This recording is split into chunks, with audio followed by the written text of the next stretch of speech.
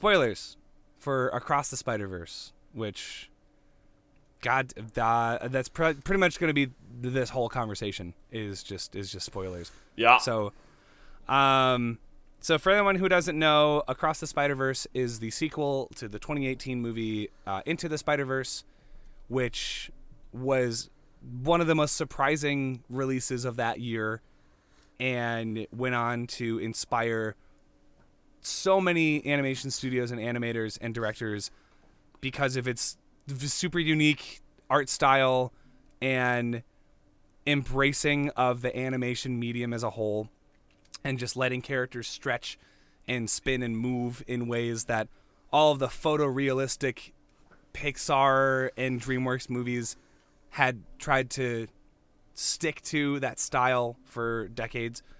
And yeah, just as the name suggests, we're going across the Spider-Verse. So you get to see a lot more spider people, you get to see a lot more villains from different universes, and not only is it a great exploration of the Spider-Verse as a whole, because we get to go to like 6 different universes, I think. It is, I would say, primarily a better look, an in-depth look at multiple characters in the story. Primarily Gwen and Miles. We get a little bit of like Peter B. Parker, get a little bit of Miguel O'Hara, but it's primarily the 2 lead characters. And I've heard a couple of people describe the movie this way, but it is a character study essentially of a bunch of characters and their motivations to function how they function within the larger narrative. And like any good Spider-Man story, you have to ask yourself, what am I doing this for? What am I doing with my powers? What is my responsibility? And how do I juggle all of that while also being a regular teen? So how do you indeed? Very poorly, I would say. This movie goes balls to the wall with the family drama with so many characters. Because that's the main thing, right? Like, as a superhero, but as Spider-Man specifically, you got to protect the people around you. But the point that this movie tries to drive home about being Spider-Man is that the job itself is not being able to save everybody, because people have to die in order for you to come into your own and fully realize your power and responsibility. So I feel like this movie is setting up a lot of really, really, really sad moments for the third film, involving Miles and his father. I'm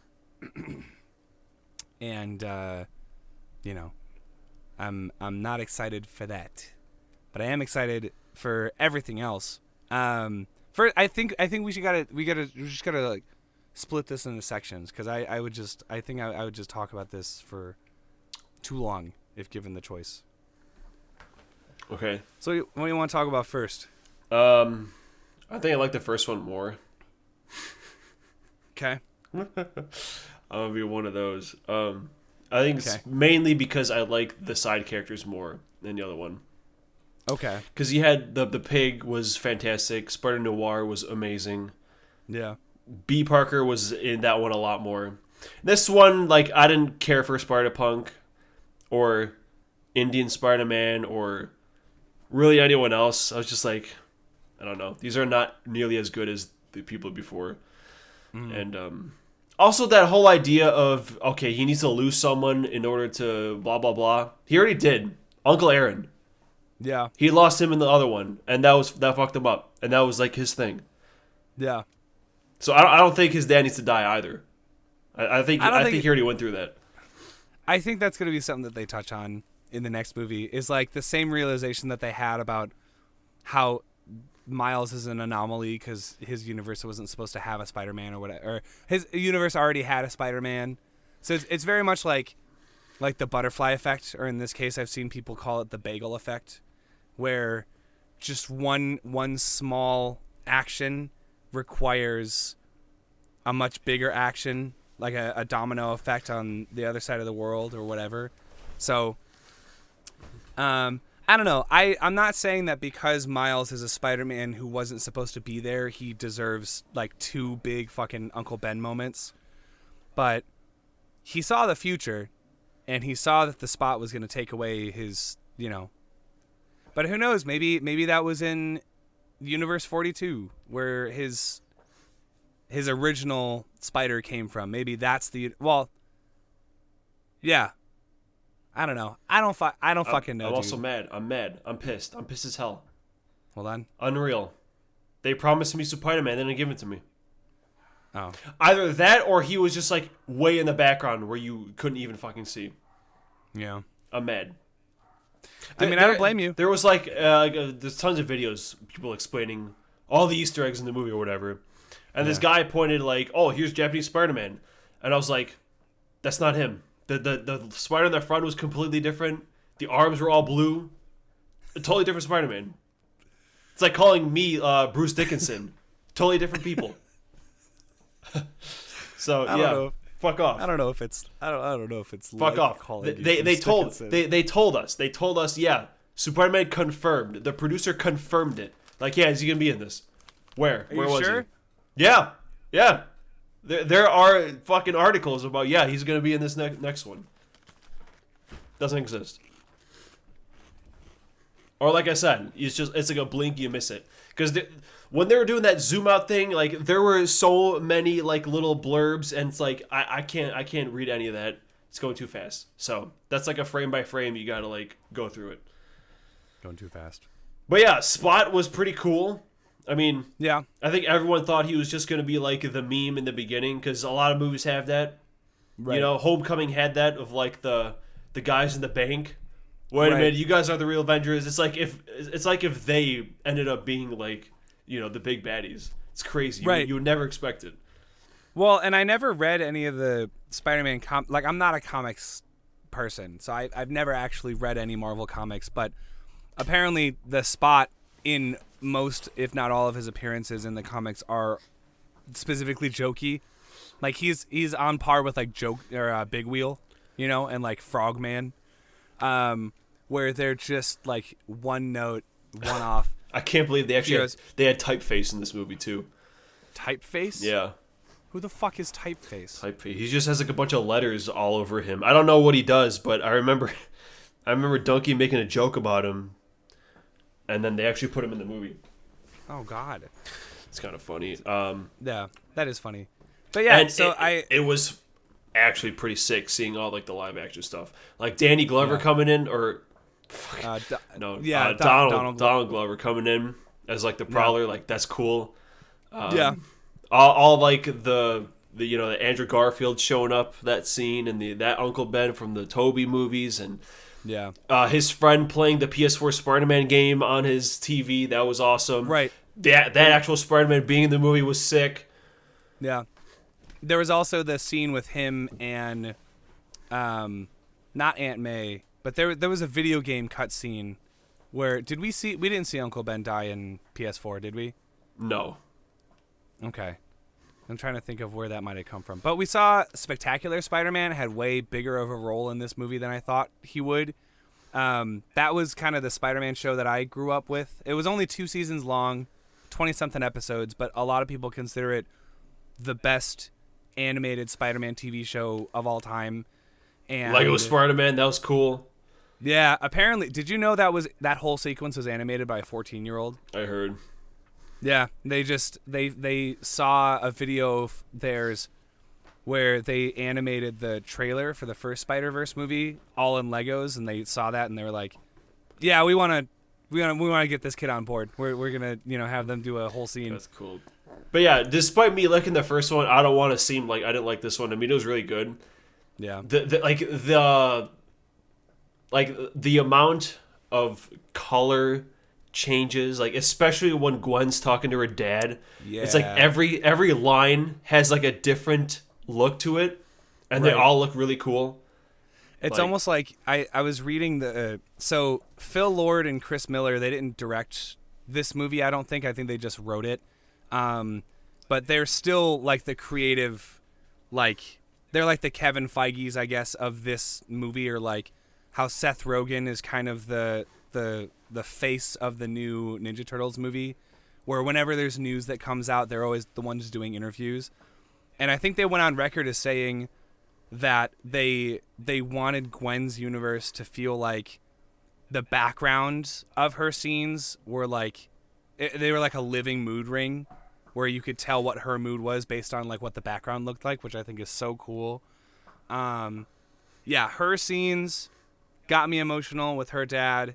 Miles' scene with his mom on the rooftop, like underneath the water tower, got me emotional. The frickin' when Peter B. Parker is like, and for anyone who watches New Girl, knowing that Nick Miller, Jake Johnson, is playing Peter B. Parker, it helps to kind of imagine, like he brings a lot of life to that character, but he also brings a lot of his charming like Nick-isms to Peter B. Parker, because there's a sequence where he's trying to get Miles to hold his daughter Mayday, and he's trying to explain like why he wants Miles to hold his daughter, but he can't get it out because he's so freaking awkward. And then he's finally like, he's like, I want you to hold her, so you realize like she wouldn't be here if I hadn't met you, and blah blah blah, and like and it's a very sweet. God, dude, like seeing Peter in this movie again was so sweet. And before we get too far, I also want to point out that this movie was made side by side with the third movie, so it's almost like you can treat Infinity War and Endgame as separate movies, but I think they work better if you watch them back to back and you think about them as a whole story. So ultimately, I think a lot of, not to say that this movie is without criticisms, but I feel like it's hard to fully embrace a criticism of this movie, I guess, for me, without seeing the next one, because a lot of storylines I'm sure will come full circle, and we'll see a lot more of certain characters and more interactions and stuff like that. Because you mentioned Hobie, Spider-Punk, who I personally, he's my favorite like new character that they added, because retroactively I saw a couple of things that enforce that Hobie was always on Miles' side, like from the very beginning. Do you remember the scene where they're walking through the Spider Society and he's just grabbing shit off the walls? And he's like, I don't even know if this works. Blah, blah, blah. Yeah. Yeah, turns out that was to put together the wristband for Gwen, or that's what people think. I just assumed he was giving Gwen his wristband to let her like go into, other dimensions after she got banished or whatever. But it was like he also like motioned to Miles when he got caught in that little trap circle thing to like use his palms for like the electricity thing, because he saw fingertips weren't working. So it's like, yeah, dude, Hobie was very cool. I'm sure we're gonna see more of him in the next one, because he's part of this rebel spider team that Gwen assembles at the end of this one, which we also got to talk about that, dude. The cliffhanger ending. Yeah, I knew it was going to end on a cliffhanger, like, going in, but I feel like this movie just kept going on. Like, there was so many moments where I was like, it's gonna go to black, because the music comes in, it swells, and there's like a zoom in, or like they hold on someone's face, but it just like keeps going and going, and it's like, all right, well, when are they gonna end this thing? And I feel like they could have ended it like a tiny bit earlier, I agree. And then left some more of that with the next one. But yeah, I mean, when this third one comes out, I'm sure this one will just get even better. But it's just kind of the period. I feel like the same thing happened with Infinity War, where people were like, "Oh, well, it has to end there," and then after Endgame is done, and it's like, okay, well, yeah, that was pretty cool, Yeah, no, like you said, I think I trust the people who made these movies to stick the landing and create a really fulfilling and satisfying ending to this trilogy. so that we are left with what I'm sure many people will call the single best superhero trilogy of all time. Yeah. Which is crazy to think that we're kind of in the middle of that right now. But I also don't want to set my expectations too high, you know? Because I feel like that only hurts a movie's release. Oh, one last thing. I want to talk about the fucking music in this movie. Which I feel like they only brought up a notch since the last one. Because obviously you have the Prowler theme, which people have been using recently in like Goku memes, where you'll hear the wow, and you'll have the Xenoverse 2 Goku like flash on screen for a second in scenes where like he gets tapped by a rock from Krillin or whatever, and then it cuts to a gameplay of him beating the shit out of Krillin and fighters. You know, it's just like that funny. Yeah. So Miguel's theme was very cool. It was very similar to the Prowler theme, but it was like a little bit more, I don't know, like frantic. There was a lot more going on. Gwen's theme fucking ripped. And that whole intro with her playing the drums, I feel like it was hard to hear the audio sometimes. That might have just been our theater. It started like really quiet. That was weird. Yeah, but that intro was really cool. Just recounting the first movie, but from her perspective. And the Spots theme was very menacing. That whole sequence where he absorbs the like collider energy, and he basically turns into a sketch, and he's like glitching out and stuff, but not glitching out. Yeah, dude. Speaking of glitching out, okay, this is the last thing. Apparently, there was a little bit of foreshadowing for the fact that Miles wasn't supposed to be Spider-Man, because the spider in Into the Spider-Verse, as it's crawling down the ceiling, it starts to glitch. And I thought that was just like an artistic thing, but it's because it's not from that universe. Wow. So it was glitching, and then when and then I saw someone else point this out too, when he's talking to the original Spider-Man, the blonde one, and he feels his spider sense go off. His goes off first, and on one side it's purple, and on one side it's green. And then it cuts to Spider-Man, and his is red and blue. And then it cuts back to Miles, and his colors turn to red and blue. So someone was like, oh, that's because the fate of that spider was supposed to happen in the universe where Miles, you know, that universe, like at the end of Across the Spider-Verse, you see a lot of the color palette of Universe 42 is like green and purple, like the Prowler colors. So in that moment and Into the Spider-Verse, it was the fate of that spider changing from like the Prowler to Spider-Man. Thinking with your head and shit. Well, bro. Anyway, man, between this and Spider-Man 2, the game coming out later this year, man, we eating good. We eating good as hell. Spider-Man fans are, dude. It's fucking Spider-Man, bro. Spider-Man might be the best superhero ever. Goddamn, dude. Yeah. Spider-Man's so cool. He got his own Whopper. How many other superheroes can say they have their own Whopper?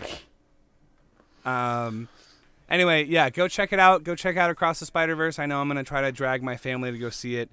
And I'll probably see it another 2 times or something. However many it takes for me to get it out of my brain. Also, Andy Samberg as Ben Reilly is perfect. He brings that like Spider-Man noir little bit of quirkiness to him, where he's like on the rooftop and he's like, perfect pose. Yeah. There's something unusual happening in the alley. Better check it out. I can only hear Jake Peralta.